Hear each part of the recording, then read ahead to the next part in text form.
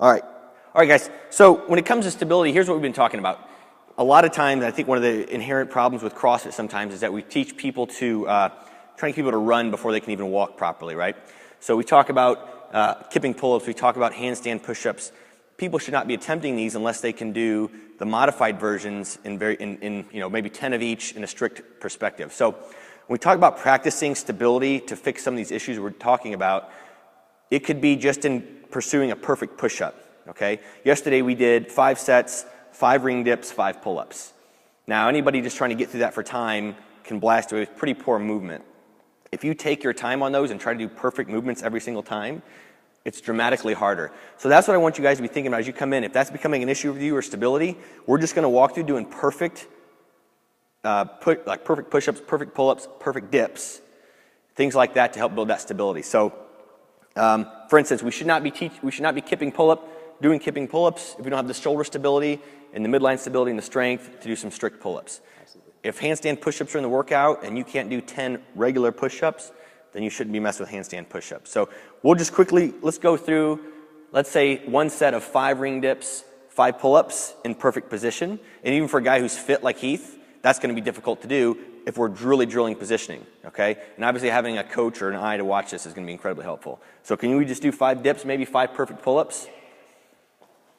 So he's here, he's activated, he's hollowed position, he's pulling up, perfect, right? He's not stretching that neck. Nice, and we're going strict here, we're not going kipping anything. Good, right?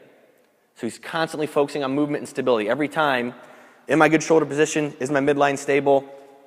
And go. And so here we go from the rings. He's up high, forearms perpendicular, he's controlled, good head position. All right, excellent. Locking out. Good. We're making him work today. We had a big training day yesterday. So.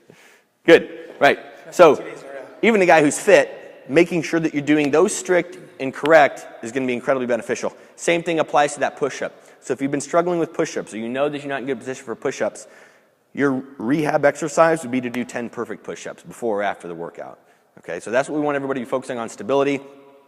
And of course, it always helps to have a coach or somebody who knows who can watch you do the movements. Anything else you want to add? Let's just do that okay. thing overhead. All right. The 2 areas with if you are advanced, that stuff's easy. The 2 muscle groups we see that excuse me, are toughest to activate are the lower trap. Turn on once. So everybody knows the upper traps, but the lower trap is what draws the shoulder blade down to the spine, right? So it's just like this. And then right in your armpit, you'll see it a lot in boxers, that big lumpy muscle, the serratus anterior. That sucks the shoulder. It connects from here, underneath it, and goes into the armpit, and it pulls the shoulder packed and tight. And so, excuse me, those 2 areas are really, really hard to get to turn on well. So one of the ways we can start tying this all together is just using a wall. Let's do unloaded first. So what Justin's going to be doing is getting in a hollow position, using the wall to tell him that he's there. So he's locked down, belly's tight. I feel activation all the way around. And then go ahead and get overhead for me. Once he's there, he's going to stay tight here. Keep that armpit externally rotated, beautiful, and set that thing down. So when I do that, I can start to feel activation through his lower trap and right here through serratus. And one of the things the tricks we use is if you can rake across, so put pressure on those muscles, and you'll help get them to wake up.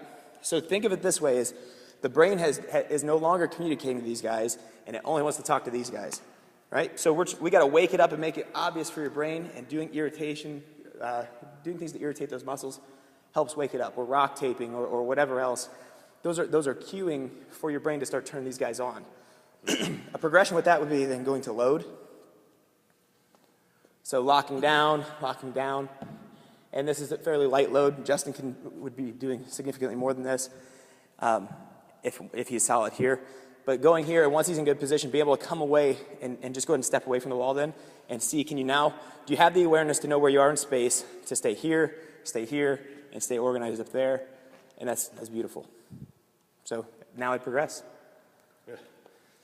It takes a lot. You have to think of a lot to hold that in good position. I think that's what it's all about, recreating that patterning. So, cool. Next time.